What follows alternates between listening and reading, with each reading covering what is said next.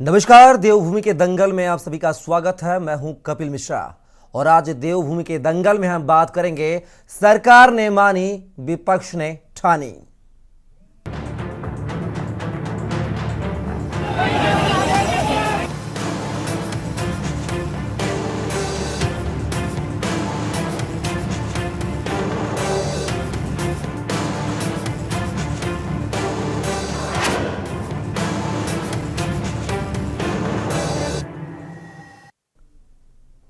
जी हां, उत्तराखंड में बेरोजगार युवाओं के मुद्दे पर सियासत जारी है। कांग्रेस लगातार युवाओं के मुद्दे पर सरकार को घेर रही है। पिछले एक सप्ताह से कांग्रेसी धरना प्रदर्शन के साथ ही सचिवालय घेराव और पुलिस मुख्यालय का घेराव कर रहे हैं। कांग्रेस बेरोजगार युवाओं पर हुए लाठीचार्ज का विरोध कर रही है। जेल में बंद बेरोजगार युवाओं को बिना शर्त रिहा करने, राज्य में अब तक हुई भर्ती परीक्षाओं की सीबीआई जांच कराने समेत बेरोजगार युवाओं की सभी मांगों को सरकार से पूरा करने की मांग कर रही है। कांग्रेस ने अपने इस आंदोलन को एक सप्ताह और बढ़ाते हुए ब्लॉक स्तर पर आंदोलन को जारी रखने का फैसला लिया है। वहीं बीजेपी का आरोप है कि विपक्ष बेरोजगार युवाओं के बहाने अपनी सियासी रोटियां सेक रहा है। हकीकत में सरकार ने अधिकांश बेरोजगार युवाओं की मांग को माना है। वहीं पुलिस प्रशासन की जांच में यह बात भी सामने आई है कि बेरोजगारों के आंदोलन के दौरान उपद्रव करने वालों को फंडिंग भी की गई थी। प्राथमिक जांच के बाद पुलिस ने एक संदिग्ध बैंक खाते को फ्रीज कर दिया है, जबकि 10 पत्थरबाजों को चिन्हित कर लिया है। आज इसी मुद्दे पर चर्चा करेंगे। पहले देखिए हमारी खास रिपोर्ट। उत्तराखंड में बेरोजगार युवाओं के मुद्दे पर सियासत जारी है। कांग्रेस लगातार युवाओं के मुद्दे पर सरकार को घेर रही है। पिछले एक सप्ताह से कांग्रेसी धरना प्रदर्शन के साथ ही सचिवालय घेराव और पुलिस मुख्यालय घेराव कर रहे हैं। कांग्रेस बेरोजगार युवाओं पर हुए लाठीचार्ज का विरोध कर रही है। जेल में बंद बेरोजगार युवाओं को बिना शर्त रिहा करने, राज्य में अब तक हुई भर्ती परीक्षाओं की सीबीआई जांच कराने समेत बेरोजगार युवाओं की सभी मांगों को सरकार से पूरा करने की मांग कर रही है। कांग्रेस ने अपने इस आंदोलन को एक सप्ताह और बढ़ाते हुए ब्लॉक स्तर पर आंदोलन को जारी रखने का फैसला लिया है। वहीं बीजेपी का आरोप है कि विपक्ष बेरोजगार युवाओं के बहाने अपनी सियासी रोटियां सेक रहा है। नहीं, वो सब करें। जब बच्चे भूखे हैं, कोई केले खिलाएगा, कोई सेब खिलाएगा, कोई उनको भोजन कराएगा। मरने देगा बच्चों को बिना पानी और भोजन के? हम लोगों को जो सड़कों में बैठे बच्चे हैं, उनको अगर कोई देख रहा है कि भूखे हैं, उनको पानी नहीं पिलाएगा? अगर किसी बच्चे को भूखा देखेगा, उसको खाना नहीं खिलाएगा? ये कैसी मतलब कोई अंग्रेजों का शासन चल रहा है? लोकतंत्र है और सबको अपना अभिव्यक्ति का अधिकार है, सबको विरोध करने का अधिकार है, सबको किसी की तारीफ करने का अधिकार है। किस हिसाब से? क्या ये होता है लोकतंत्र में? क्या लाठी डंडों की सरकार है? बेरोजगार युवाओं के जिस प्रकार का प्रदर्शन उनका था और जिस प्रकार से प्रदर्शन के अंदर कुछ लोग घुस गए थे और उन्होंने जिस प्रकार की चीजें की हैं, उन सब चीजों को लेकर के सरकार ने कमिश्नर को अपॉइंट किया है और ये भी कहा है कि अगर जो जांच किसी प्रकार से कोई जुडिशियली जांच भी चाहते हैं तो जो भी इनकी मांगे उनको पूरा करने का काम हम करेंगे। वहीं पुलिस प्रशासन की ओर से पत्थरबाजी की जांच की जा रही है। पुलिस ने पत्थरबाजों की फोटो को सार्वजनिक करने के साथ ही 10 पत्थरबाजों को चिन्हित कर लिया है। पुलिस की जांच में ये बात भी सामने आई है कि बेरोजगारों के आंदोलन के दौरान उपद्रव करने वालों को फंडिंग भी की गई थी।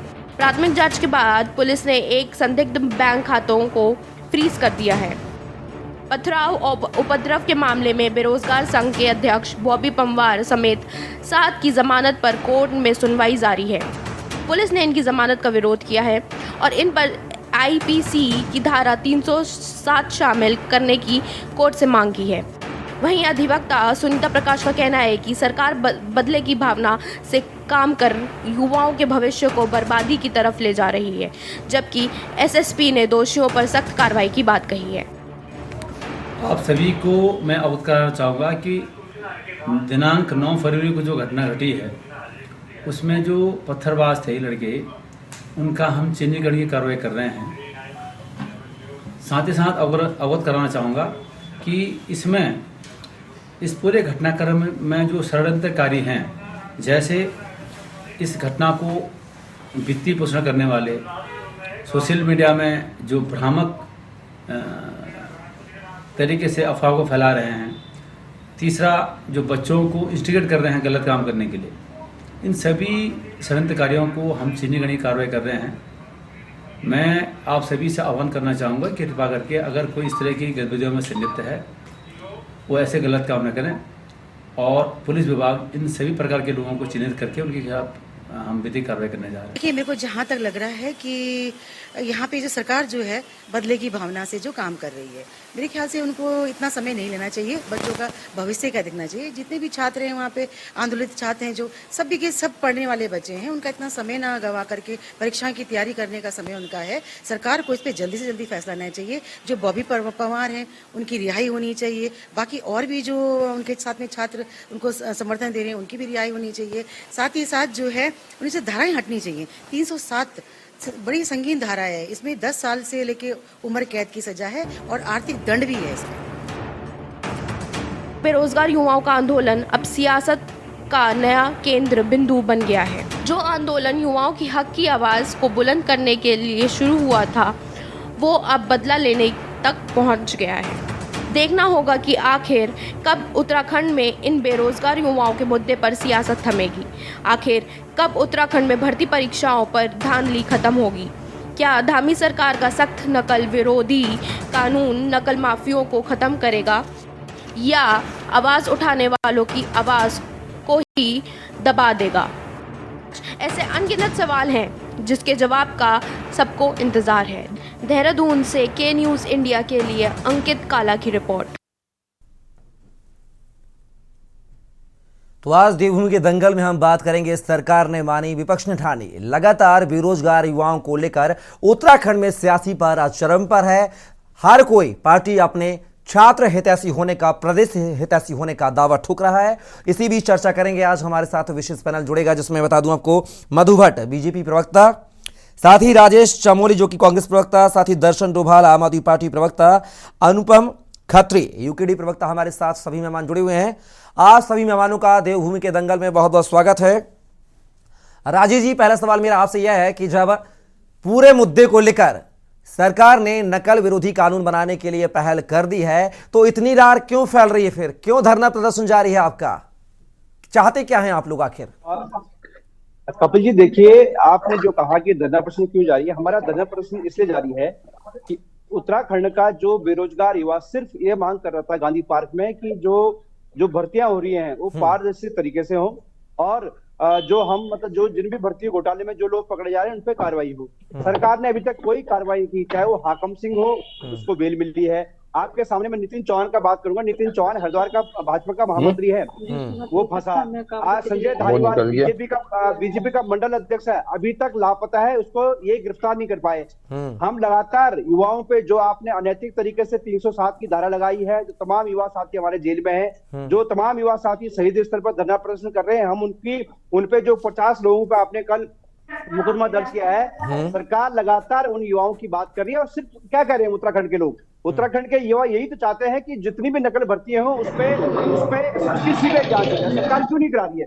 सरकार जानती है, क्योंकि 2018 में जब फॉरेस्ट गार्ड की भर्ती हुई और उसके बाद जो हाकम सिंह भारतीय जनता पार्टी का जिला पंचायत सदस्य रहा, उसमें संलिप्त था, तो सबको पता है सरकार के बड़े नेता, तमाम नेता उसमें संलिप्त हैं। इसलिए सरकार इन चीजों से डर रही कि सीबीआई जांच कैसी कराई जाए। उत्तराखंड के तमाम युवाओं की यही मांग है कि सीबीआई जांच हो। विपक्ष में लगातार इसी बात की मांग कर रहा है कि सीबीआई जांच हो, लेकिन सरकार के तमाम नेता, तमाम लोग इतने मदमस्त हैं, क्योंकि तानाशाही है। आप देखिए, अंकिता मंडारी हत्याकांड, भारतीय जनता पार्टी के नेता, ये फॉरेस्ट गार्ड की भर्ती घोटाले में भारतीय जनता पार्टी के नेता, यूके SSS की मतलब भर्ती घोटाला होता है, उसमें भारतीय जनता पार्टी के नेता, आपका लेखपाल पटवारी भर्ती घोटाला होता है, उसमें भारतीय जनता पार्टी का मंडल अध्यक्ष संजय धारीवाल और जो नितिन चौहान है भाजपा का महामंत्री, वो पकड़े जाते हैं। और धारीवाल अभी तक भी लापता है, अभी तक पुलिस उसे नहीं पकड़ पाई है। और आप बात कर रहे हैं नकल विरोधी, आप नकल विरोधी कानून किसके लाए? आपने इस नकल विरोधी कानून के बाद सबसे पहला जो केस दर्ज किया है उस युवा पे किया है जिसने ये कहा कि जो दो अभी पटवारी भर्ती हुई है उसमें जो सील टूटी है, आपने उसके खिलाफ जो आवाज उठा रहा है उसके खिलाफ कार्रवाई की। अरे आपको कार्रवाई करनी है उन लोगों के खिलाफ कीजिए ना जो यहाँ पे नकल को प्रोत्साहन दे रहे हैं, जो इंस्टीट्यूशन उसमें नकल में संलिप्त है, जो नकलची उसमें संलिप्त है। इवन नकलचियों को जो लिस्ट जारी की है उन्होंने भी पटवारी पेपर दिया है। तो आप सोचिए कांग्रेस क्यों नहीं करी? कांग्रेस लगातार उन मुद्दों को उठा रही है, चाहे जोशीपुर का मुद्दा हो, चाहे अंकिता भंडारी हत्याकांड में जिसमें भारतीय जनता पार्टी और आरएसएस के नेता का पुत्र संलिप्त है, चाहे वो मुद्दा हो, राज्य के तमाम मुद्दा, महंगाई, भ्रष्टाचार, बेरोजगारी, उन तमाम मुद्दों पर कांग्रेस लगातार प्रदर्शन कर रही है। मधु जी, हम सब बिल्कुल बिल्कुल राजीव सुनिए। मधु जी, आपने यहाँ पर राजेश जी को सुना है, तमाम आरोप लगाए उन्होंने कि बीजेपी के आपके ही नेता जो हैं इस पूरे कृत्य में लिप्त हैं, जो फरार हैं, जिनकी गिरफ्तारियां नहीं हुई हैं।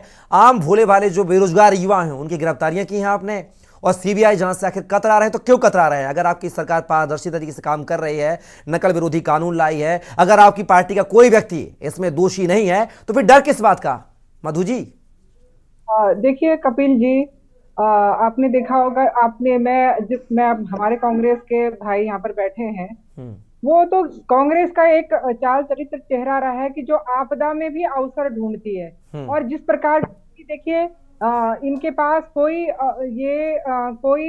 कोई मुद्दे नहीं रह गए थे, लेकिन अभी ये जो प्रकरण जो युवाओं के द्वारा जो कैसा क्यों नहीं मुद्दे रह गए? हम वही मुद्दे उठा रहे हैं जो जनता उठा रही है, जो युवा उठा रहे हैं, हम वही मुद्दे तो उठा रहे हैं। राजेश जी प्लीज, जब आप बोल रहे थे उनने आपको सुना है, आप वो बोल रही तो उनको आप धैर्य से सुनिए, आपको मौका दिया जाएगा दोबारा अपनी बात रखने के लिए। जी मधु जी, घोटालों की अगर आप जड़ देखेंगे, अगर जितने भी भर्ती घोटाले हुए हैं तो शुरुआत कहाँ से हुई है, और जब ये शुरुआत हुई है उसके बाद अब हमारी सरकार जो है इसकी सफाई, जो भ्रष्टाचार, जो ये सफाई जो कर रही है वो हमारी सरकार कर रही है। बात होती है कि जब एक घर की भी सफाई होती है तो कुछ कूड़ा करकट निकलता है। उसी प्रकार से जो कांग्रेस के समय के जितने भी ये घोटाले थे, जितने भी ये प्रकरण थे, अगर आप मैं राजेश भाई को ही बताऊं कि पटवारी में एक ही गांव के 17 पटवारी आपने बनाए, आपने दरोगा भर्ती में किस प्रकार से ये जो घोटाले किए, उसमें भी सारे घोटाले जितने होते थे सब दबा दिए जाते थे।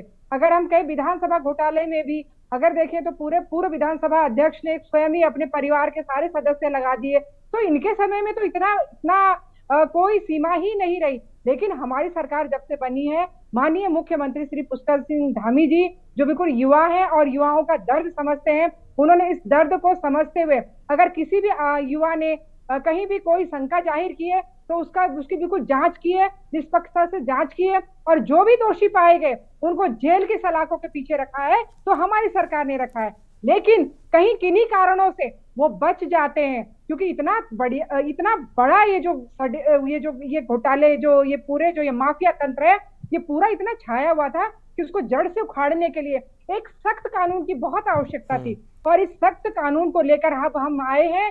तो उसके बाद भी इन्होंने देखिए जहां ये युवाओं की जहां बात हो रही है, हम बिल्कुल युवाओं के साथ हैं और युवाओं के लिए सारे विभागों के जितने भी भर्तियां थी उसका हमने कैलेंडर जारी किया पूरे, ताकि युवाओं को, जो हमारे योग्य युवा हैं।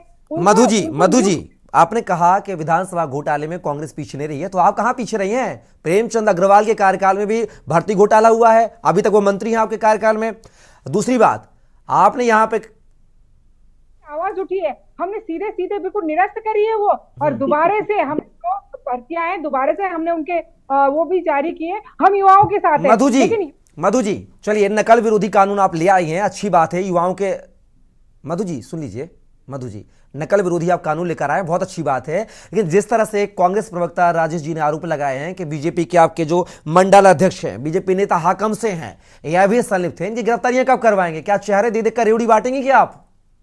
देखिए बिल्कुल, देखिए निश्चित रूप से अगर कहीं भी कोई भी, हमने कहा ना, हमारा बड़े से बड़ा अधिकारी क्यों ना हो, बड़े से बड़ा नेता क्यों ना हो, बड़े से बड़ा कार्यकर्ता क्यों ना हो, अगर कहीं किसी से भी अगर कहीं भी उंगली उठी है, हमने उसको तुरंत निष्कासित किया है। हम इसीलिए तो सख्त कानून लाए हैं ताकि कोई भी हो बचने न पाए। इसलिए हमारी सरकार जो है बहुत ही पारदर्शिता के साथ युवाओं के साथ है और युवाओं के साथ बातचीत चल रही है। लेकिन ये लोग केवल आपदा में अवसर ढूंढने के उन छात्रों को भड़काने का, बरगलाने का प्रयास कर रहे हैं, लेकिन उसमें भी सफल नहीं होने वाले। छात्रों से लगातार बात चल रही है, उनके नेताओं से लगातार बात चल रही है। और बिल्कुल क्योंकि छात्र उसमें से कई छात्र जो है अभी जो परीक्षा अभी हुई थी परसों, उसमें भी गए थे छात्र। और कहीं कोई भी अगर कहीं कोई कमी रह जाती है, बिल्कुल निश्चित रूप से बिल्कुल चलिए, बातचीत- हमारे साथ वरिष्ठ पत्रकार गिरधर शर्मा भी जुड़ गए हैं। गिरधर जी, आपका बहुत बहुत स्वागत है। रुक करेंगे दर्शन डोभाल जी का, आम आदमी पार्टी प्रवक्ता है। दर्शन डोभाल जी, पूरे मामले को लेकर क्या कहेंगे? सत्ताधारी पार्टी ने नकल विरोधी कानून ला दिया है, कड़े प्रावधान किए हैं उस कानून में। वहीं पर कांग्रेस जो है लगातार धरना प्रदर्शन कर रही है और अब एक सप्ताह के लिए अपना ब्लॉक स्तर पर प्रदर्शन बढ़ा दिया है कांग्रेस पार्टी ने। क्या माना जाए, आपकी क्या राय है इस पूरे मुद्दे को लेकर? आखिर कमी किसकी नजर आती है, खामियां किस में है, विपक्ष में या सत्ताधारी पार्टी में? मिश्रा जी, सिर्फ कांग्रेस ही नहीं, समूचा विपक्ष सड़कों पर है, पूरे देश के नौजवान सड़कों पर है। और इस मामले पर अगर मैं सीधे कहूं, बिना लाभ लपेट के, ना तो आपको कंफ्यूजन हो मीडिया के लोगों को, ना पैनलिस्ट को, और ना यहाँ की जनता को कि ये इससे मामले में हुआ क्या है। सब जानते हैं। देखिए, ये जो भारतीय जनता पार्टी के लोग हैं, ये लोगों को कंफ्यूज करने के लिए इनके प्रवक्ता लोगों को कंफ्यूज करते हैं और इनके नेता भी अपने बयान से कंफ्यूज कर रहे हैं। सीधी बात यह है कि लगातार परीक्षाओं में धांधलीबाजी हो रही है, घोटालेबाजी हो रही है। उन सभी घोटालों में भारतीय जनता पार्टी के नेता गिरफ्तार भी हो चुके हैं, इनकी सरकार रहते हुए गिरफ्तार हो चुके हैं। अब वो बच्चे मांग कर रहे हैं कि इसकी सीबीआई जांच हो, उसमें पारदर्शिता लाई जाए। और जबकि सेंटर में इनकी सरकार है, यहां भी इनकी सरकार है, डबल इंजन की सरकार है, तो इनको कोई मुश्किल नहीं है कि वो सीबीआई जांच करा दे। क्या दिक्कत है? लेकिन दिक्कत यह है क्योंकि इनके जो नेता हैं वो सीधे इन घोटालों में संलिप्त है, क्योंकि इन्होंने एक बहुत बड़ा रैकेट छोड़ा हुआ है अपने कार्यकर्ताओं का, जो जिनको ये काम दिया गया कि तुम जितना पैसा कमा सको कमाओ, हमें दो, तुम जेल जाओगे, हम तुम्हें बाहर निकाल देंगे। और ये हो भी रहा है। अभी उसका सबसे ताजा प्रमाण हाकम सिंह है।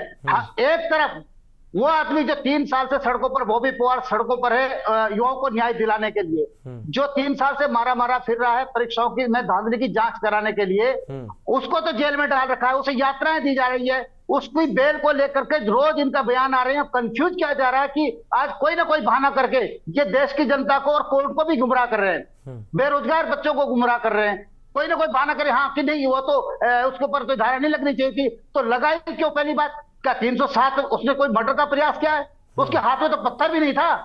आज अगर आपने कुछ बच्चों को चिन्हित किया है तो उसमें तो बॉबी पवार नहीं था ना। तो अब क्या दिक्कत हो रही है कि उसको बाहर नहीं निकाला जा रहा है? इसका मतलब आप उसको तोड़ देना चाहते हैं। असल में बात मैं आपको बताऊं कि बॉबी पवार के पास वो सबूत है जिससे ये सरकार बेनकाब हो रही है।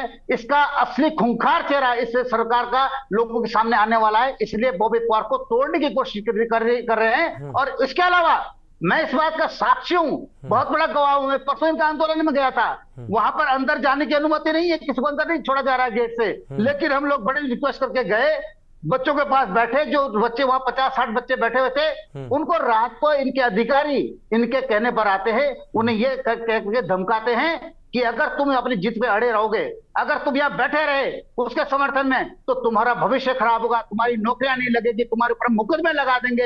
ये खुला बयान, बहुत इसका वीडियो बहुत ज्यादा वायरल हो रहा है पूरे प्रदेश के अंदर। बच्चे के पास हर मोबाइल के अंदर वीडियो मौजूद है। इसका मतलब ये चारों तरफ बच्चों को यातनाएं दे रहे हैं। और आज यहां तक देखिए, तो 2 बातें और कहूंगा कि बच्चों को वहां जो खाना पीना दे रहे हैं, अरे हमारे बच्चे उत्तराखंड के बच्चे हैं, अगर उनको कोई खाना और पानी दे रहा है तो उस पर भी प्रतिबंध लगा रहे हैं ये लोग। मतलब क्या वो दुश्मन है जो अपने लिए, जो हमारा भविष्य संवारने के लिए, उत्तराखंड का भविष्य उज्जवल करने के लिए यह डिमांड करे कि उत्तराखंड में धांधली ना हो, उनको आप खाना पानी भी बंद कर रहे हैं, उनका दाना पानी बंद कर रहे हैं। ऊपर से आज जो मैं सुन रहा हूं कि ये लोग कह रहे हैं कि अब उनकी जांच होगी, उनके अकाउंट्स की जांच, यानी इन्होंने बेरोजगार संघ के बच्चों को सीधे कश्मीरी युवकों से जोड़ दिया है। जो यात्राएं कश्मीर के जो पत्थरबाज है उससे भी ज्यादा इन्हें दी जा रही है। दर्शन डोभाल जी, अगर कोई संदिग्ध युवक है या कोई खाते में रकम का ट्रांसफर किया गया है तो जांच करना सरकार का दायित्व है।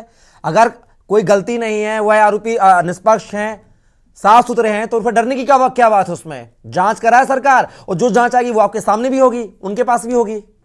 बिल्कुल, वो जांच भी करे उससे पहले अपने नेताओं की जांच करें कि भारतीय जनता पार्टी के कार्यकर्ताओं और नेताओं के खातों में कहां कहां से पैसे आ रहे हैं और किस किस माध्यम से आ रहे हैं। इनके परिवारों के सदस्यों की जांच मधु हो। जी कुछ कहना चाह रही हैं सर, मधु जी कुछ कहना चाह रही, सुन लेते जी मधु जी।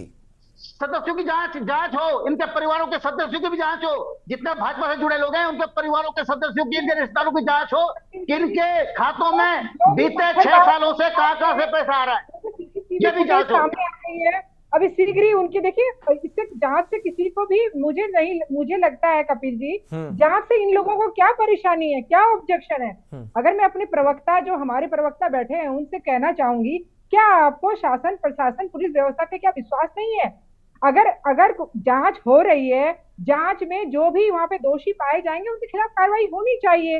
अगर पत्थरबाज थे, हमारी व्यवस्था के लिए, अगर पुलिस प्रशासन हमारी व्यवस्था के लिए बना है, उन पर पत्थरबाजी की जा रही है और वो लोग सीसीटीवी फुटेज से उनके चेहरे सामने आ गए हैं। मुझे नहीं लगता कि हमारा उत्तराखंड का युवा पत्थरबाज हो सकता है। कौन लोग थे जो इस आंदोलन की आड़ में यहाँ की शांति व्यवस्था को भंग करना चाहते थे? इसलिए इस पे कार्रवाई होना बिल्कुल जायज है और इसमें सबको समर्थन करना चाहिए। और साथ में मैं आपको बताऊंगी कपिल जी कि जो जांच चल रही है, बिल्कुल हमारी सरकार ने कहा ठीक है इस मामले में सीबीआई जांच हो, लेकिन माननीय जो हमारे हाई कोर्ट है, उनका कहना था जो एसआईटी की जो जांच चल रही है बिल्कुल सही चल रही है, सही दिशा में चल रही है और उनकी निगरानी में जो है ये पूरी जो है उनकी निगरानी में चली चली एसआईटी उनको सौंपेगी पूरे सारी रिपोर्ट। तो क्या आपको न्यायपालिका पर भरोसा नहीं है? अरे भाई, हर तरीके की जांच चल रही है। अब बिल्कुल हम तो क्योंकि हमारी सरकार जो वो सरकार है माननीय, बिल्कुल मधु जी आप पर आऊंगा, समय की सीमा सभी को मौका मिलना चाहिए। अनुपम खत्री जी, आपने यहाँ पर बीजेपी को सुना है, दर्शन डोभाल जी को सुना है, राजेश जी को सुना है, क्या कहेंगे? यहाँ पर बीजेपी आरोप लगा रही है कि यह कृत्य करवाया जा रहा है, बाहर के लोगों को बुलाकर दहशतगर्दी करवाई जा रही है, पत्थरबाजी करवाई जा रही है। वहीं पर कांग्रेस कह रही है, दर्शन डोभाल जी ने कहा कि युवाओं के साथ जो सरकार है वह छलावा कर रही है, जबरदस्ती विरोध प्रदर्शन ना करे, सरकार के खिलाफ बोलता तो उसको उठा के थानों में बंद कर देती है, मुकदमा ला देती है। जी बिल्कुल, धन्यवाद आपका। जी अनुपम जी, तो भारतीय मजबूत मैडम ने मधु जी ने ये बात बोली कि सरकार जांच कर रही है और सरकार की जांच पे क्या यकीन नहीं है, सरकार पे क्या यकीन नहीं है, बाहरी लोग आके पत्थरबाजी करके माहौल बिगाड़ना चाह रहे हैं। पर मैं ये बात कहता हूँ हमेशा हर किसी से कि समस्या की जड़ पे जब तक काम नहीं होगा तब तक समस्या कभी ना तो समझ में आएगी ना खत्म होगी। आज अगर वो बच्चे सड़कों पे बैठे हैं, गांधी पार्क पे वो लोग सत्याग्रह करने बैठे, तो इसके पीछे कौन है कारण? वर्तमान सरकार कारण है। अगर वो शुरुआती दौर में उनकी बात सुन लेती और सिस्टम को सही कर देती, तो अगर कांग्रेस के लोगों ने वहां पत्थरबाजी करवाई है अंदर घुस के, तो उन्हें ये मौका ही नहीं मिलता। आप कहते हैं कि अब ये जो है आपदा में अवसर ढूंढते हैं, तो भाई जो आपदा में अवसर ढूंढने वाले कांग्रेसी थे वो तो आज भारतीय जनता पार्टी की गोद में जाके बैठे हैं। सबसे बड़ी आपदा केदारनाथ में आई थी, उस समय पे जो मुख्यमंत्री कांग्रेस के थे वो आज कहाँ बैठे हुए? तो ये जो चाल चरित्र है कांग्रेस भाजपा का, ये जनता अच्छे से समझ चुकी है। अब रही बात देखिए पक्ष और विपक्ष की, तो विपक्ष को भी हम तो बहुत ज्यादा मजबूत नहीं मानते। वो ठीक है अपनी खाना पूर्ति कर रहे हैं, आके खड़े हो रहे हैं, लेकिन भ्रष्टाचार में तो भारतीय जनता पार्टी खुद ये प्रमाण देती है 100 बार, हजार बार कि भ्रष्टाचार की शुरुआत तो सब कांग्रेस से हुई थी। ये इनके शासनकाल में काम हुए, अब हमारा शासनकाल आ गया है तो ये हमें बदनाम करने की कोशिश कर रहे हैं। हम तो ये कहते हैं जो काम इनके शासनकाल से शुरू हुए उसको आपने आगे बढ़ा दिया और ये भ्रष्टाचार और बड़े हो गए। और इसके प्रमाण कितने आप मांगेंगे? कितने? विधानसभा भर्ती घोटाले में प्रेमचंद अग्रवाल का नाम आता है तो ये साइड बाय साइड कांग्रेस के भी वरिष्ठ नेता का नाम, उस समय के जो विधानसभा अध्यक्ष थे उनका भी ले आते हैं। होता क्या है, जो नौकरी कर रहे थे सबका पत्ता साफ हो जाता है 288-80 लोगों का, लेकिन प्रेमचंद जी आज भी मंत्री पद में अपने कायम बने रहते हैं। अब रही बात इन बच्चों की, बच्चों का जो ये आंदोलन चल रहा है, सरकार कह रही है कि हम बेरोजगार संगठन के नेताओं के संपर्क में, कहाँ जाके, सिद्धू वाला में जाके संपर्क में है। आपने 360 लगा के उनको अंदर डाल दिया। इसको आप क्या कहते हैं? इसको आप अपनी शालीनता कहते हैं? ये शालीनता है सरकार की, ये निरंकुशता है सरकार की, ये अत्याचार है सरकार का और ये घोर अत्याचार है। ये एक ऐसा अत्याचार है दमनकारी नीति का। चमोली भाई ने बिल्कुल सही कहा कि जो लड़के ने शिकायत करी कि ये एग्जाम का पर्चा पटवारी वाला फटा हुआ आया है, सील टूटी है, उसी पे इन्होंने ओपनिंग सेरेमनी करते हुए नकल अध्यादेश के तहत उस पर मुकदमा दर्ज कर दिया। यानी आप अपना मुंह बंद रखिए, बोलिए मत। क्या संदेश देना चाह रही है सरकार?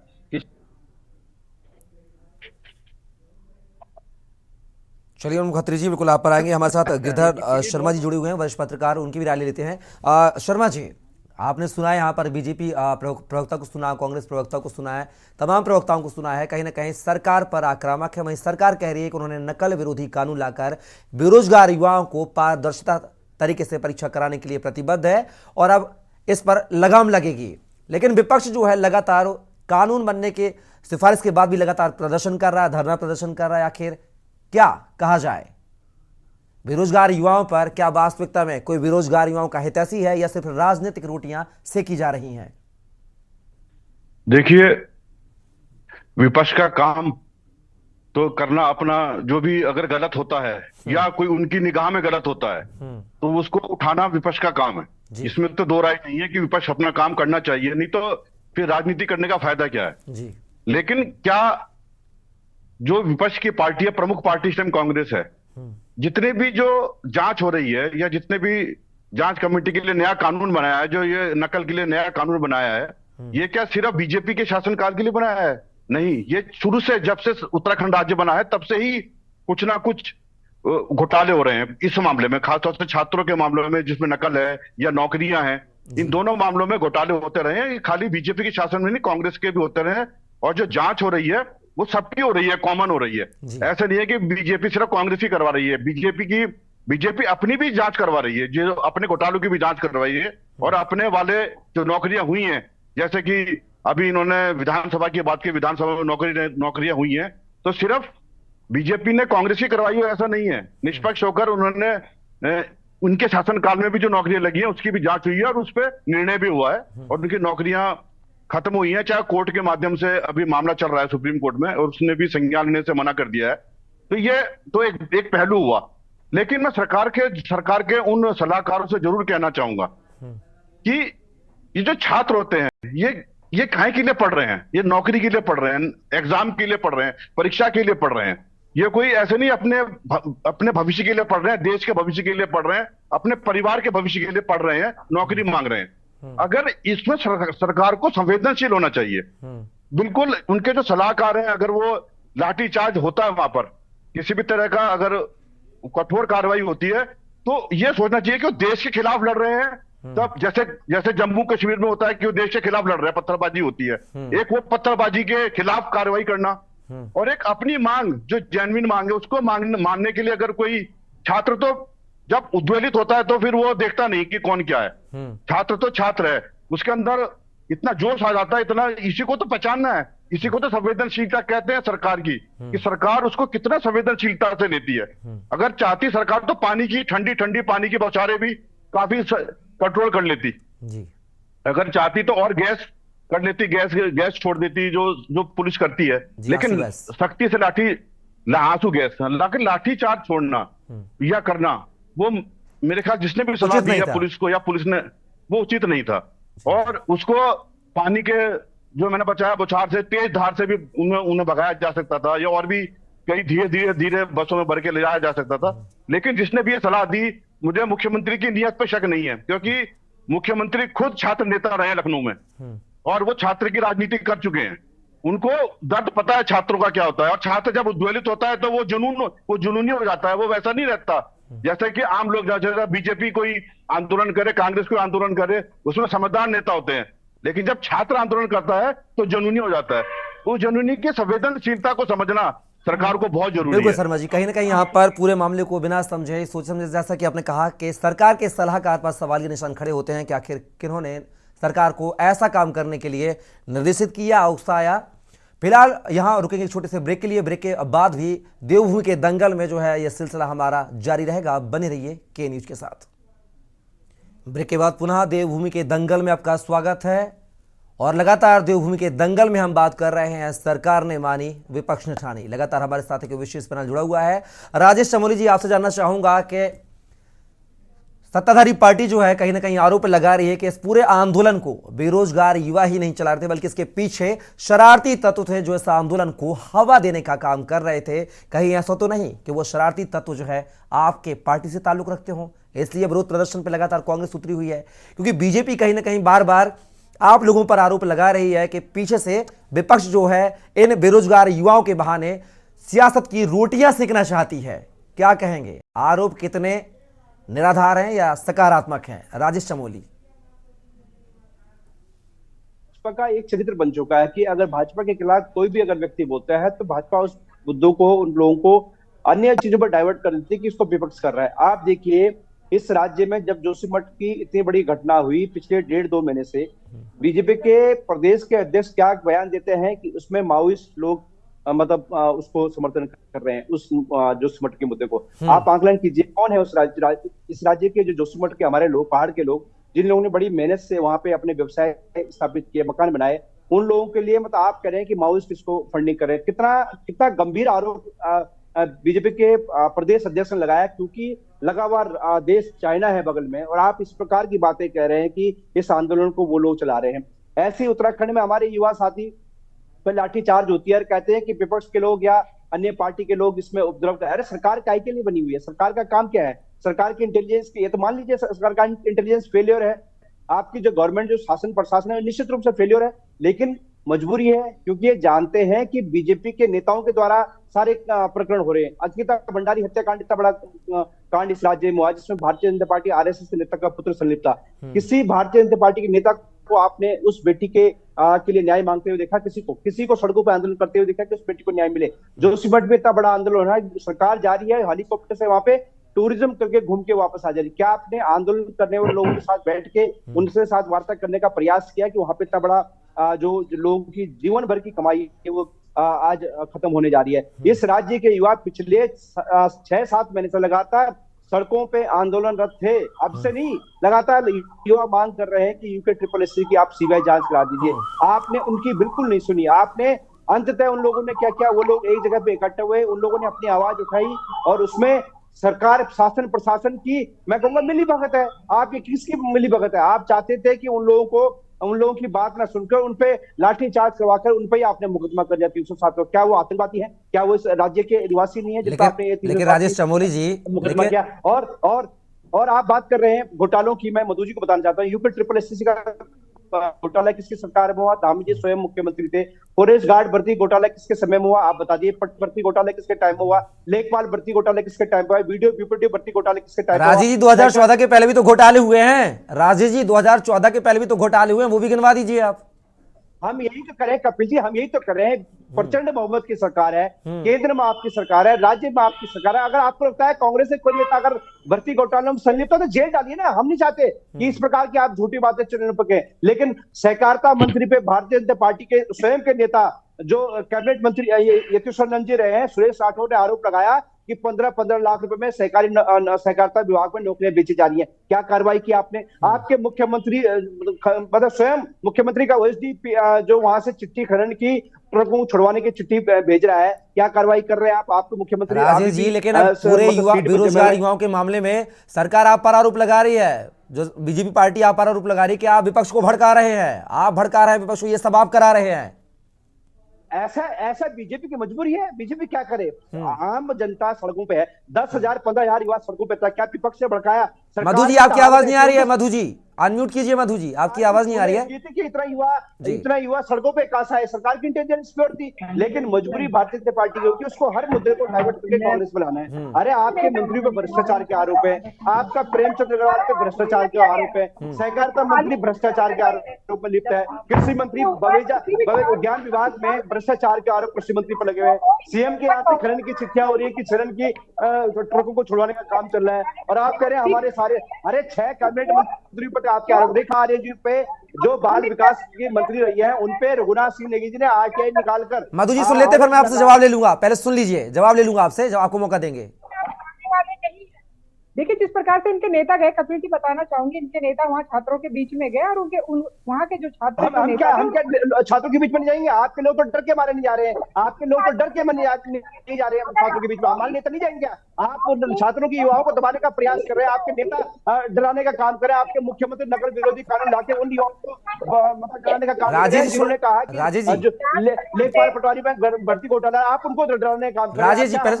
विपक्ष के लोग क्या युवाओं के साथ खड़े नहीं होंगे? हम किसके साथ खड़े होंगे आप बताइए? हम लगातार केदार भंडारी हत्याकांड हो, ममता बहुगुणा हत्याकांड हो, अंकिता भंडारी हत्याकांड हो, बिपिन रावत हत्याकांड हो, तमाम मुद्दों पे, राज्य के तमाम मुद्दों पे, बेरोजगारी पे, भ्रष्टाचार पे, राजेश जवाब ले लेते हैं, आपके सवालों का जवाब ले लेते हैं। मधु जी, आपने राजेश चमोली जी को सुना, क्या कहेंगे?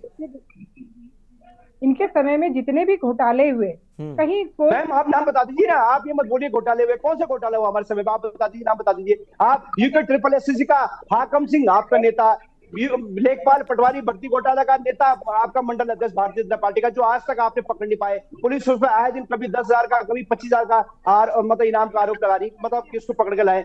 नितिन चौहान भारतीय जनता पार्टी का महामंत्री आपका नेता। राजेश सुन लेते हैं, या अब बोल दिया नाम, उन्हीं का, आप ही के सवालों को जवाब ले रहे हैं मधु जी से। राजेश जवाब ले लेते हैं जी। मधु जी पे देखिए कपिल भाई, अगर ऐसे प्रकार झूठे बोलेंगे हमारे तो कौन सा भर्ती घोटाला हमारे टाइम पे हुआ? कम से कम 22 से 24 भर्ती घोटाला आपके टाइम पे हो गए। अंकिता भंडारी हत्याकांड आपके टाइम पे हुआ, आपने क्या कार्रवाई की अभी तक? राजेश जी जवाब ले लेते हैं, वही आपके सवालों के जवाब ही निकाल रहे हैं, कोशिश कर रहे हैं जी। मधु जी नहीं, पर कांग्रेस में किस बात का आरोप लगा रही है? झूठ ना बोले ना, आप तक चाहते हैं आप सच बोलिए। आप बोलिए हमने कार्रवाई की है, आपके मंत्री डटे पड़े हैं जिन्होंने भ्रष्टाचार में जो संलिप्त है, लेकिन आप उन पर कोई कार्रवाई नहीं कर रहे हैं, सिर्फ युवाओं पर लाठीचार्ज कर रहे हैं, नकल विरोधी कानून युवाओं के लिए लेकर। राजेश जी, अरे यार आपको राजेश जी सुन लेते हैं प्लीज, राजेश उनको भी सुन लीजिए, राजेश जी उनको भी सुन लीजिए, जवाब तो सुन लीजिए क्या है जी। मधु जी ताकि कोई आने वाले समय में हिम्मत न कर पाए।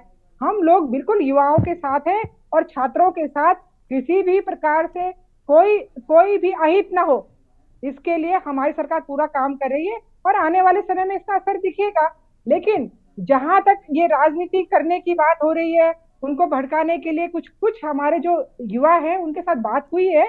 और अगर कहीं भी, क्योंकि देखिए एक शासन प्रशासन पुलिस शासन की जो एक प्रक्रिया होती है, उस प्रणाली में कहीं कोई देर सवेर अगर कोई जो हमारे जो नेता है उनके साथ, क्योंकि देखिए कानूनी प्रक्रिया होती है, उसमें निश्चित रूप से सभी छूटेंगे। और जो भी बातचीत चल रही है, क्योंकि देखिए कई जो छात्र नेता है जो वहां पर बैठे हुए थे, उन्होंने तो पेपर भी दिया है और पेपर के लिए भी उनकी जो धाराएं लगी थी। मधु जी ये बताइए, आपके जो नेताओं के नाम आ रहे हैं, बीजेपी नेताओं के हाकम सिंह, बीजेपी मंडल अध्यक्ष, इनकी गिरफ्तारियां कब होगी? नंबर दूसरी चीज, जिस व्यक्ति को पेपर सील खुला हुआ मिला है, उसने अगर विरोध किया, उसने कहा कि सील खुला हुआ पेपर है, मुझे नहीं चाहिए, विरोध किया है, आपने उस पर ही मुकदमा ला दिया, ये कहां की न्याय प्रक्रिया है? गिरधालाल शर्मा जी ने भी आरोप लगाया कि आपके जो सलाहकार हैं, जिन्होंने लाठीचार्ज करने का सलाह दिया था, मशवरा दिया था, वह भी गलत है, कोई दूसरा रास्ता आप अख्तियार करते। तो गलतियां आपकी और पूरा ठीकरा फोड़ देते हैं विपक्ष पर आप। कपिल जी, जांच चल रही है, उस रात्रि को जो भी कार्रवाई हुई, पुलिस के द्वारा कार्रवाई हुई, किसके द्वारा कार्रवाई हुई, उसकी मजिस्ट्रेटी जांच चल रही है। मधु जी, अगर विपक्ष इतना आक्रामक नहीं होता तो ये जो नकल विरोधी कानून जितनी जल्दबाजी में आ गया ना, ये नहीं आता। डैमेज को कंट्रोल करने के लिए नकल विरोधी कानून तत्काल लाया गया अमल में। चलिए दर्शन डोभाल जी, यहां पर जो है तमाम वाद विवादों का दौर जारी है, लेकिन आप मुझे बता दीजिए कि कांग्रेस के प्रदर्शन से फायदा किसको है, जो कांग्रेस प्रदर्शन कर रही है? दर्शन डोभाल जी मैं फिर से आपको दोहराता हूं, आम आदमी पार्टी भी लगातार प्रदर्शन कर रही है और बहुत ज्यादा प्रदर्शन कर रही है और समूचा विपक्ष कर रहा है। तो आपको मैं ये बता दूं, ठीक है जी। दूसरी बात मैं कहूंगा कि एक अब देखिए दो बड़ी विडंबनाएं हैं। पहली बात तो ये कि इनके जो दो मुख्य आरोपी हैं भाजपा के, जो कि अब सबको पता है भाजपा भी उस बात को कबूल कर रही है, एक तो फरार है और दूसरा जो है बाहर है, जेल में था वो बाहर है और एक फरार है। तो आप सोचिए कि इनका चाल चेहरा जो है पूरा जनता के सामने आ चुका है। और मैं ये भी कहना चाहता हूं कि ये अति का अंत अब होने वाला है। कहते हैं ना कि जब दुनिया में बहुत ज्यादा पाप बढ़ जाता है तो कोई ऐसा पैदा होता है, और वो पैदा गोभी पुआर इनके लिए हो गया है, जिसको कुचलने के लिए पूरा आमादा है भारतीय जनता पार्टी। वो इसलिए क्योंकि इनको डर है कि बॉबी पवार के पास वो सबूत है, मैं फिर से कह रहा हूं, जिससे भारतीय जनता पार्टी का तख्ता पलट कभी भी हो सकता है और इनको इस्तीफा देना पड़ सकता है। और दूसरी बात, एक पत्रकार महोदय ने बहुत अच्छी बात कही, निर्दर शर्मा जी ने, और ये मैंने औरों से भी सुना है, भाजपा के मेरे मित्र है वो भी इस बात को चर्चा करते हैं दबी जुबान में, कि मुख्यमंत्री, अब देखो ये इन्होंने तो कहा कि उनको सलाहकार मुझे लगता है कि इसमें भी कुछ अंदर भी इनके भी आपस में बहुत बड़े मामले अभी खुल करके आपने देखा होगा, कुछ दिनों पहले 2 गुट सामने आ गए थे, बहुत आपस में असंतोष है।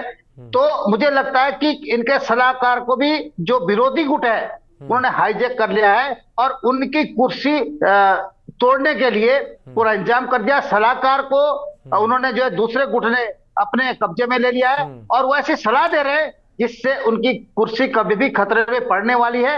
ये सच्चाई मैं बता रहा हूं आपको, क्योंकि यहाँ चलता है, भाजपा के अंदर भी ऐसा चलता है, बड़े दांवपेच होते हैं, पहले से होते आए, बीसी खंडूरी से लेकर के क्या क्या नहीं हुआ सबने देखा पूरे प्रदेश ने।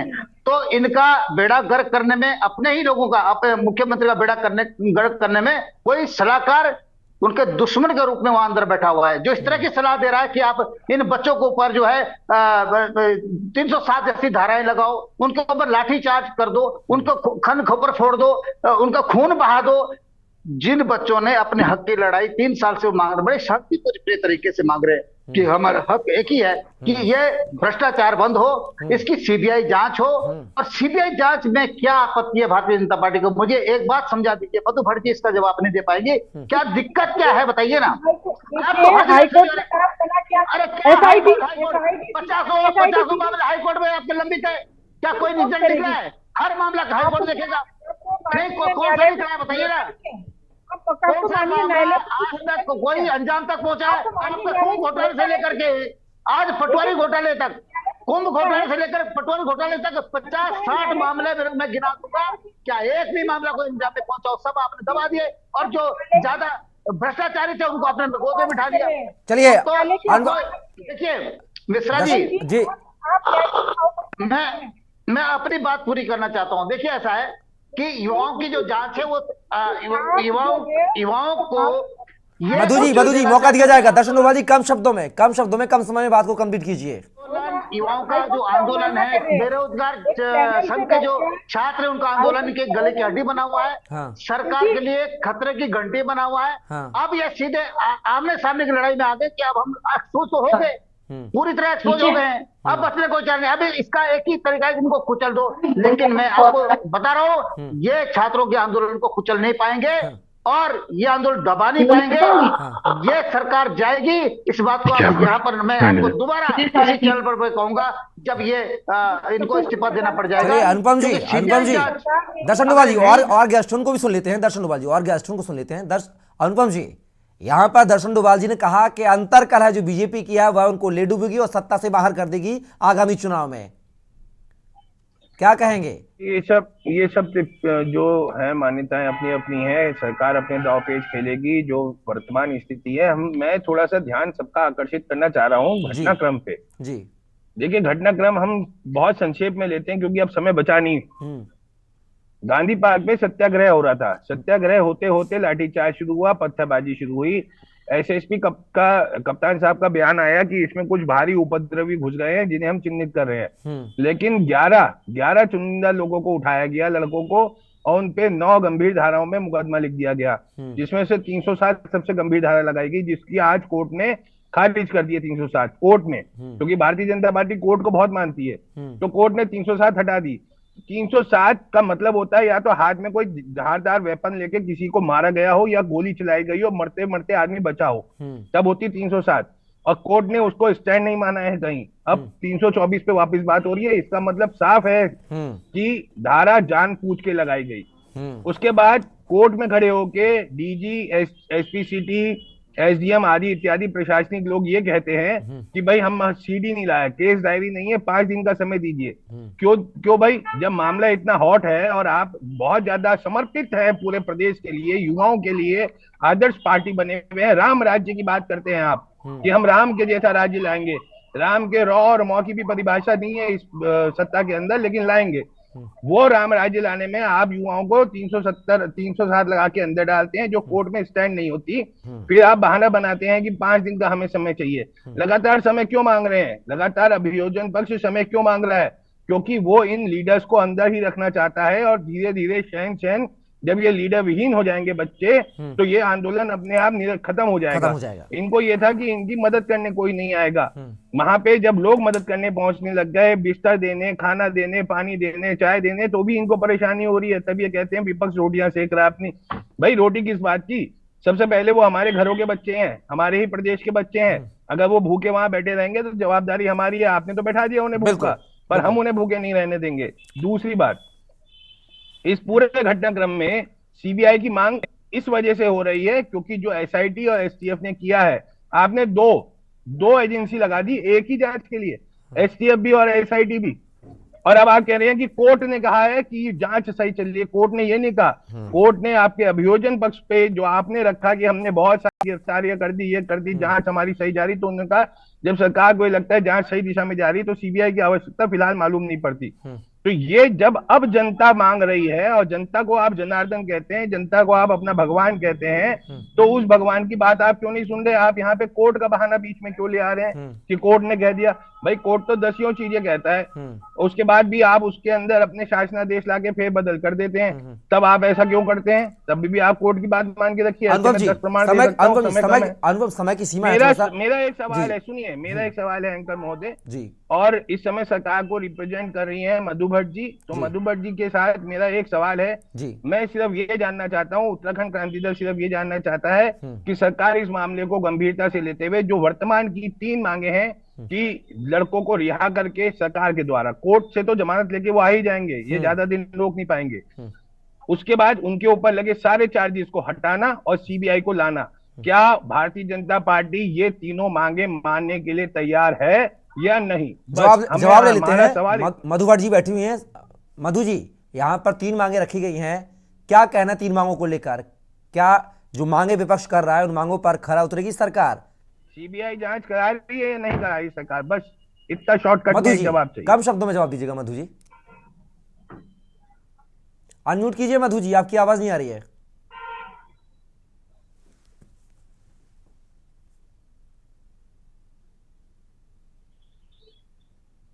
चाहे देखिए बिल्कुल अनुपम जी हो और दर्शन जी हो, अपने सारे जितने भी प्रवक्ता गण हैं, बिल्कुल निश्चित रूप से देखिए हमारी जो सरकार है बिल्कुल युवाओं के साथ ही, बिल्कुल हम युवाओं के भविष्य को देखते हुए काम कर रहे हैं। मैम हाँ या ना में बताइए, सीबीआई आ रही है या नहीं आ रही है जांच में? सरकार इस पे स्टैंड ले रही है या नहीं ले रही? क्योंकि बाकी दमन तो हम देख रहे हैं कि किस तरह से उनको लड़कों को अंदर ठहरा के सिद्धूवाला में, और इस आंदोलन का खत्म दमन करने का जो प्लान है वो तो हम देख रहे हैं। अभी बातचीत चल रही है, बातचीत चली, और कब तक बातचीत चलेगी? जो लड़के आपने बैठाए थे वो बेरोजगार संगठन के थे ही नहीं, जिसका आपने प्रोपेगेंडा 2 दिन पहले निकाला कि हमारे साथ बेरोजगार संगठन बैठ गया, हमने बीच का रास्ता निकाल दिया। आप अपने ही एबीवीपी के लड़कों को वहां बैठा के आप वो कर रहे हैं, भ्रमा रहे हैं। हम बिल्कुल स्पष्ट रूप से हर तरीके से हम बिल्कुल पूरी जो भी मांग जो जनता के, वो बेरोजगार संगठन के लड़के नहीं थे। मैं आपके चैनल पे ये बिल्कुल जिम्मेदारी से बात बोल रहा हूँ, जिनको मुख्यमंत्री अपने साथ लेके बैठे थे। हमने बिल्कुल हमने कहा कि ठीक है इसमें जांच हो, तो जांच के लिए भी हमने कहा, लेकिन कोर्ट ने मधु जी एसआईटी एसटीएफ की जांच की बात नहीं कर रहे हैं, अनुपम खत्री जी बोल रहे हैं कि सीबीआई जांच कब करा रही हैं आप? जिस एसडीएम ने जाके रात के अंधेरे में उनको धमकाया, उस एसडीएम पे कार्रवाई आप करेंगे या नहीं करेंगे?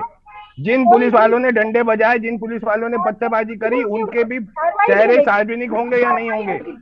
होंगे, बिल्कुल होंगे। इसके लिए गढ़वाल तो कब तक होंगे? आप समय सीमा बताइए, कब तक होंगे? 2 दिन, 4 दिन, 6 दिन, 1 साल, 2 साल, कब तक? चेहरे चिन्हित हो चुके हैं, सीसीटीवी फुटेज आ चुकी है। सिर्फ लड़कों के चेहरे दे रहे हैं आप, पुलिस वालों के चेहरे कहाँ हैं? उन पुलिस वालों के चेहरे कहाँ हैं जिन्होंने साथ में पत्थर मारे हैं?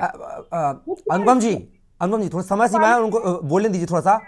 मधु जी कार्रवाई की जाएगी, सख्त कार्रवाई की जाएगी। घुमा रहे ना हमें तो नहीं। मधु जी सीधे मुद्दे पे बात कीजिए। जो इन लड़कों को आपने अरेस्ट करवाया है, बेरोजगार युवाओं को, उनमें जैसा कि सभी विपक्षी पार्टियां कह रहे हैं कि वो उनमें कोई उपद्रवी व्यक्ति नहीं था, क्रिमिनल नहीं था, लेकिन उसके बावजूद भी आवाज को दबाने के लिए सत्ताधारी पार्टी ने उन पर मुकदमे लाद दिए और उनको पत्थरबाज बता दिया। आखिर इस पर जांच करा के एसटीएफ एसआईटी जांच करिए, आखिर कब? जल्द से जल्द इन युवाओं पर जो जांच करा के उनको बाहर लाइए। भी बातचीत चल रही है, किसी भी प्रकार का कोई भी युवाओं के साथ अहित नहीं होगा। हमारी सरकार युवाओं की सरकार है और आंदोलनकारी जो हमारे लेकिन मधु जी गलती मानती हैं, ये गलती मानती हैं, लाठीचार्ज बहुत गलत हुआ था, मानती हैं गलती सरकार की है इस पूरे मुद्दे को लेकर? उसमें भी जांच चल रही है, वो भी जांच चल रही कहीं है। तो जिम्मेदारी लीजिए, भारतीय जनता पार्टी जिम्मेदारी लेने चलिए से जांच बचाती है। जांच चल रही है मधु जी, पक्ष रखा उन्होंने। जवाबदेही से बच रही है, जांच चल रही है। जब कोई भी मुद्दा हो तो जांच चल रही है। जवाबदारी से क्यों कतराते हैं आप? जवाब दीजिए। चलिए मधु जी समय की सीमाएं कम है, सीधा गिरधर लाल जी के पास जाऊंगा मैं। शर्मा जी, आपने देखा यहाँ पर कोई अपनी जवाबदारी लेने को तैयार नहीं है, जवाबदेही करने की तैयार नहीं है। क्या माना जाए कि जो पूरी राजनीतिक अंगड़ाई है, क्या 2024 की लड़ाई है? लागू कराते हैं, फिर उसके बाद बच्चों को धमकाते हैं कि भैया उठ जाओ, नहीं तो तुम्हारा भविष्य खतरे में पड़ जाएगा, हम धारा 144 लगा देंगे। अनुपम जी और मधु जी प्लीज, आप गिरधरलाल शर्मा जी को समय दे दे थोड़ा सा। अनुपम जी और मधु जी प्लीज। प्रेजेंट कर रहे हैं, सरकार की कार्रवाई बताइए क्या आने वाली है। शर्मा जी, मधु जी और समय की पाबंदी है प्लीज, थोड़ा गिरधरलाल शर्मा जी को भी सुन ले हम। उन्होंने जी शर्मा जी, मधु जी प्लीज, मधु जी गिरधरलाल शर्मा जी को थोड़ा सा मौका दे दीजिए आप लोग।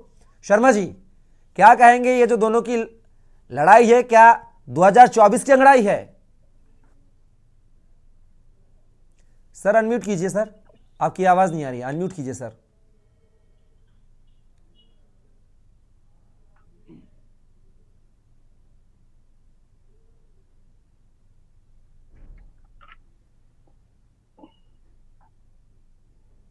आवाज है आवाज जी शर्मा जी आ रही आवाज है ना जी, आवाज आई जी जी। मैं ये कह रहा हूं कि दोनों को अपनी अपनी सरकार बचाने अपने अपने पक्ष रखने का पूरा अधिकार है। और विपक्ष ने जोरदार ढंग से, जो मैं सुन रहा था, अच्छे ढंग से उन्होंने अपनी बात रखी।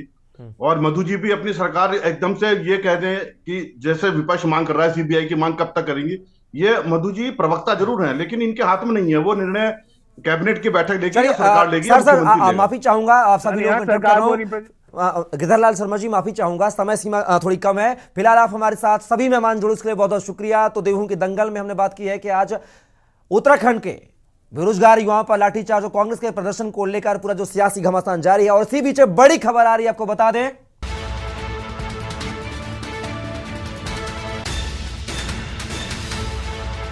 तो इसी मामले में सभी आरोपी युवाओं को मिली जमानत। तो बड़ी खबर आपको देहरादून से बता रहे हैं, जहां पर पूरे मुद्दे को लेकर जो बेरोजगार युवाओं पर गिरफ्तारियां हुई थी, उन 13 युवाओं को यहां पर जमानत मिल चुकी है। देहरादून से बड़ी खबर आपको बता रहे हैं, जहां पर सीजेएम कोर्ट से जमानत मिली है। देहरादून से बड़ी खबर, मामले में सभी आरोपी युवाओं को मिली जमानत। 13 युवाओं को पुलिस ने भेजा था जेल। देहरादून सीजेएम कोर्ट से मिली सभी को बेल। तो आपको बता दें, जिन 13 युवकों की गिरफ्तारी की गई थी गांधी पार्क के सभी प्रदर्शन के दौरान, उन 13 युवकों को अब बेल मिल चुकी है। मामले में सभी आरोपी युवाओं को मिली जमानत। आपको बता दें 13 युवाओं को मिली जमानत। देहरादून से बड़ी खबर, जहां पर देहरादून सीजेएम कोर्ट से मिली सभी को बेल। दून में हुए बवाल का मामला, मामले में सभी आरोपी युवाओं को मिली जमानत। 13 युवाओं को पुलिस ने भेजा था जेल। और इस खबर पर हमारे साथ राजेश वर्मा ब्यूरो चीफ उत्तराखंड से जुड़े हुए हैं। राजेश जी, क्या कहा जाए, अब जो 13 युवाओं की गिरफ्तारी हुई थी पूरे मामले को लेकर, बेरोजगार युवाओं की, उनको अब बेल मिल चुकी है, सीजेएम कोर्ट ने उनको जमानत दी है, क्या कुछ मामला? बिल्कुल कपिल, देखिए लगातार जिस तरीके से विपक्ष जो है सरकार के ऊपर हल्ला बोल रहा था कि आज जो है ये घटना हुए, जो लाठीचार्ज जो है बेरोजगारी के ऊपर हुआ, छात्रों के ऊपर जो है पुलिस ने जिस तरीके से लाठी बरसाई थी गांधी पार्क में, जो वो अपनी मांगों को लेकर के बैठे हुए थे, तो कहीं ना कहीं उसके बाद से लेकर अब तक जो प्रदेश की राजनीति है वो गर्मा गई थी। और जिसमें लगातार जो है 9 फरवरी से लेकर अभी तक जो है पॉपी पवार सहित 12 अन्य जो छात्र थे वो पुलिस की हिरासत में थे और जिनको जमानत जो है वो नहीं मिल पा रही थी। कुछ धाराएं ऐसी थी 307 के साथ साथ कई ऐसी संदिग्ध धाराएं जो है उनके ऊपर लगाई गई थी, जिनकी वजह से जो है उनकी जमानत होना जो है वो संभव नहीं हो पा रहा था। लेकिन कहीं ना कहीं आज जो है जो निचली अदालत है, सीजेएम कोर्ट है, उसकी तरफ से एक राहत जो है वो इस समय छात्र को इनको जरूर मिली है, क्योंकि बॉबी पवार सहित 12 इसमें छात्र थे जो लगातार उनके साथी सहयोगी जो है उनकी रिहाई की मांग जो है वो सरकार से लगातार कर रहे थे कि जल्द से जल्द उनको जो है उनको रिहा किया जाए। और कहीं ना कहीं उस पूरी प्रकरण को देखते हुए कहा जा सकता है कि जो सीजेएम कोर्ट ने आज इस पूरे मामले पर बड़ी गंभीरता से जो है गहन चिंतन और मंथन करने के बाद जो है डिसीजन किया है, जिसमें 13 के 13 जो अपराधी माने जा रहे थे उनको जो है फिलहाल जो है उनको राहत दी है, उनको जो है रिहा किया है। तो ये कहा जा सकता है कि इस समय जो विपक्ष लगातार सरकार के ऊपर हमला बोल रहा था, जो लाठीचार्ज जो प्रकरण अभी तक हम लोगों ने देखा, और अभी हाल ही में देवभूमि के दंगल में हमने जिस तरीके से इस पूरे मामले को लेकर के भी जो है आवाज जो है वो कहीं ना कहीं छात्रों की उठी है और सरकार की जो बातें हैं वो सामने आई है, तो कहीं ना कहीं एक बड़ी राहत जो है वो खासतौर से जो युवा जो थे जो इस मामले में सम्मिलित थे उनको जमानत जो है वो मिली है। और जैसे मैं एक बार और बता देता हूँ, कपिल की 9 फरवरी को जो राजपुर रोड पे जो बवाल हुआ था, 13 युवकों को जो पुलिस ने हिरासत में लेकर के जेल भेजा था, तो उसमें कहीं ना कहीं एक बड़ी राहत मिली है और 13 के 13 लोगों को जो है छात्रों युवाओं को जो है वो कहीं ना कहीं जो है कोर्ट की तरफ से राहत मिली है और उनको जमानत से बाहर किया गया है। राजेश जी, तमाम जानकारी को साझा करने के लिए बहुत बहुत शुक्रिया। तो खबर देहरादून से, जहां पर बेरोजगार युवाओं में जो 13 लोगों की गिरफ्तारी हुई थी, उन 13 को जमानत मिल चुकी है। फिलहाल देवभूमि के दंगल में बस इतना ही। आप बने रहिए के न्यूज़ इंडिया के साथ।